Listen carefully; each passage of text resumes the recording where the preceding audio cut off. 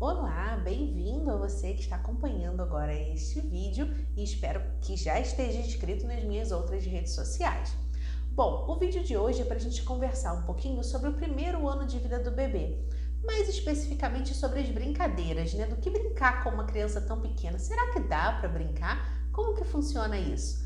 Em primeiro lugar, é importante você saber que nesse primeiro ano vai exigir muito de você a observação. Por que eu falo isso?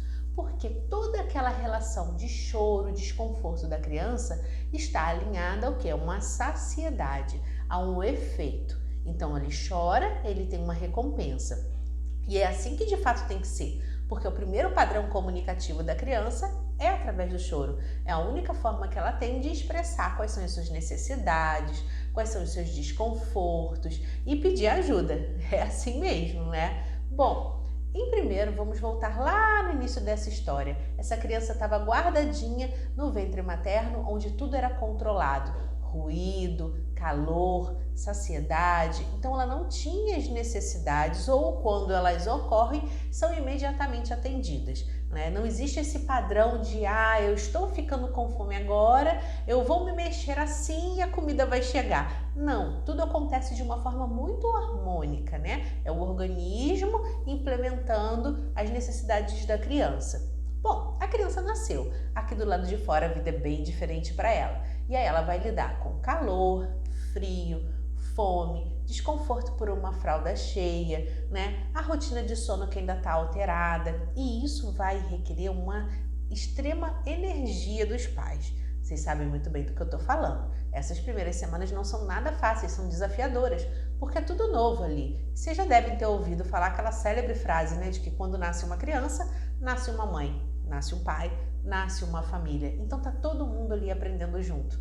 Por mais que a gente estude, faça curso e se aprimore, a vida real nos coloca diferentes preocupações, diferentes exigências. E parece que a gente desaprende tudo quando o bebê nasce. Mas calma, não é bem assim. É porque realmente você tem que começar a entender o que aquela criança está te mostrando, né? E no bebê vem o choro. Quanta mãe a gente já não ouviu falar assim: nossa, esse choro é de fome. Esse choro aí tá com sono. Não é achismo, é por observação que a gente vai começar a dar conta do que são essas necessidades da criança. Às vezes é tão intuitivo que a gente nem percebe o quanto observa, né? Mas de fato a observação é fundamental nesse primeiro momento. E observação também em relação ao que ele pede, ao que é saciado e também em relação à temporalidade. Então, a rotina vai ser muito importante nesse momento. Criar rotina, estabelecer padrões, dia, noite, para que aos pouquinhos a criança vá tendo um horário, tendo algo mais organizado. A gente sabe que lá por volta do terceiro mês as coisas já começam a ficar um pouquinho mais previsíveis na criança, justo porque ela vai começando a implementar essa rotina interna. Então, a noção de fome, né, de sono, começam a ficar um pouco mais concretas e mais periódicas.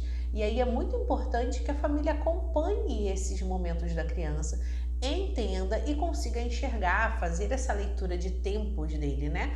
É através dessa observação que você vai conseguir começar a organizar um pouquinho melhor teu dia e que essa criança vai crescer, se desenvolver, mesmo que nesses primeiros meses de uma forma um pouco mais harmônica. Algumas crianças demoram um pouquinho mais para ter essa organização, essa estabilidade. Outras nem tanto, por volta do terceiro mês, de fato, as coisas já estão um pouquinho melhor dentro de casa, né? É o que a gente costuma observar, é o que a gente costuma escutar das novas mamães, das novas famílias, né? Bom, falando um pouquinho sobre brincadeira. A criança, nesse primeiro ano, ela tem o aspecto sensorial mais aprimorado para o auditivo. Tanto é que logo de início a gente já observa que a mãe entra, fala alguma coisa, a criança muda o comportamento. Que seja pelaquela paradinha, que seja pela busca, né, do olhar para onde está essa mãe, a direção. Então ela está enxergando? Sim, ela enxerga, mas ela não tem essa nitidez e todas as nuances de cores que nós temos naturalmente. Isso vai amadurecendo, mas o auditivo está lá. Está acontecendo já e ela já está percebendo que aquela voz ela conhece, que aquela voz é de quem cuida, que aquela voz é de quem resolve os problemas e ela muda comportamento quando escuta a voz da mãe. Então, muito importante começar a trabalhar esse reconhecimento sonoro. Então, lateralidade, a própria discriminação, né, que é a ausência e presença do som. Então, barulhinhos. Agora, muito cuidado com o refino do quanto auditivo a gente está estimulando, porque a gente pode pensar assim: vamos estimular auditivamente, vamos botar música, vamos deixar sempre um barulho na casa. Opa, muita calma nessa hora, vamos equilibrar isso e vamos saber que tipo de estímulo auditivo a gente está oferecendo. Então, não é muito bom quando a gente coloca, por exemplo, música, mesmo que seja uma cantiga de criança. Então tá lá a música no quartinho rolando, essa criança tem um brinquedo sonoro e ainda por cima tem uma pessoa falando com ela. É muita informação, isso é hiperestimular, isso desorganiza. Então vamos trabalhar a música de uma forma boa. Música ambiente não é cantiga de criança. Música ambiente é música clássica, é música instrumental, é música bem baixinho. E quando você utilizar? Porque a criança também, nesse primeiro ano, precisa muito entender quais são os sons da casa. Uma casa, ela deve ser barulhenta e silenciosa na medida ideal. Por que eu falo isso? Porque a ausência completa de som e aquele super cuidado de ela tá dormindo, não faz barulho, nossa, cuidado na hora de abrir a porta. Nossa, isso também não é produtivo, porque a criança tem que reconhecer padrões que acontecem ao longo da casa por via auditiva. Lembra? Que é a primeira habilidade sensorial dela, que está um pouquinho mais desenvolvida e por onde ela começa a perceber o ambiente em que ela está e a identificar aqueles sons. Então é um pouco por aí. Deixe que o ruído aconteça de uma forma natural, tomando cuidado com excessos. Claro, música alta, bater uma porta, ligar um liquidificador na hora que a criança está dormindo com ela bem ali ao lado, isso não vai ser produtivo. Mas se a criança está lá no quartinho dela, naquela hora que você já percebeu que o sono é um pouquinho mais esticado, ou acabou de amamentar e aí ela dorme um pouquinho mais, né? Sim, lá na cozinha você pode fazer um barulho, esse barulho vai estar lá ao fundo. Por mais que essa criança acabe acordando, vai ser algo natural do ambiente. Entende um pouco a diferença? Quando a gente fala sobre a brincadeira sonora, aí sim entram as musiquinhas com as cantigas, com as batidas de mão, né? Com uma percussão de um brinquedinho, daí já sem a música enquanto estímulo, somente eu tô cantando, com um marcador de ritmo. Isso sim é mais produtivo, tá? Enfim, brincadeiras do tipo sumiu e voltou. Quando a gente pega, por exemplo, eu vou fazer aqui para vocês, pegar aqui um tapetinho. Então, por exemplo, eu tô lá, cadê a mamãe? Sumiu. Achou. Sumiu. Achou. Isso é uma brincadeira para bebê, tá? Então, a gente já tem o estímulo sonoro, né? Com as cantigas, com as musiquinhas. A gente já tem que pode ser com uma percussão, pode ser com a própria música, pode ser só com a sua voz. Eu até prefiro no primeiro ano mais que você cuide da sua voz para a criança ir fazendo bastante essa identificação, essa relação de quem está com ela.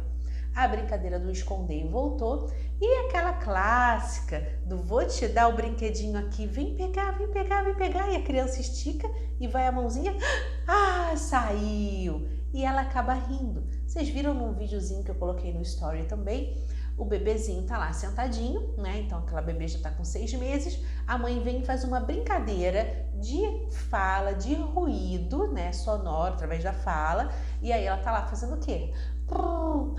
A bola! O que ela mudou? Foi a palavra bola que chamou atenção, que ela riu, que achou engraçado? Não, foi o padrão de voz da mãe que mudou, que ela percebeu. Bola! Então, foi a vibração que a criança já tenta reproduzir, né? Lá pelos 6 meses ela já tá brincando de fazer barulhinho. E foi também o quê? A palavra-chave, aquela palavra como marcador. Bola! E a criança vai e ri. Então, essa modificação de padrão de voz, de fala com a criança, em termos de chamar a atenção, junto com expressão facial, faz muita diferença e já é uma brincadeira para a criança. Você vai observar que no teu bebezinho ele vai tentar imitar esse comportamento. E o que é muito importante nisso, gente? Porque a brincadeira ela tem um fundo de desenvolvimento de linguagem muito bacana para a criança, porque ela começa a mostrar para essa criança que ela tem um turno.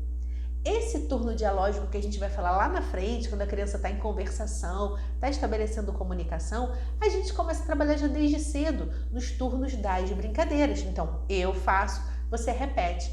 Eu faço, você copia. Eu peço, você me atende. Vem pegar aqui.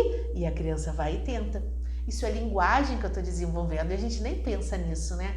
Bom, esse vídeo já está ficando longo demais. Eu espero que você tenha gostado e entendido essas algumas pequenas orientações que eu deixei por aqui, tá? Se gostou, não esquece de curtir. Coloca nos comentários se você já fez alguma brincadeira dessa ou qual foi novidade para você. E compartilhe com algum amigo que está precisando aí sair do sufoco para entender melhor seu bebezinho. Até o próximo vídeo. Te aguardo, tá? Um beijo!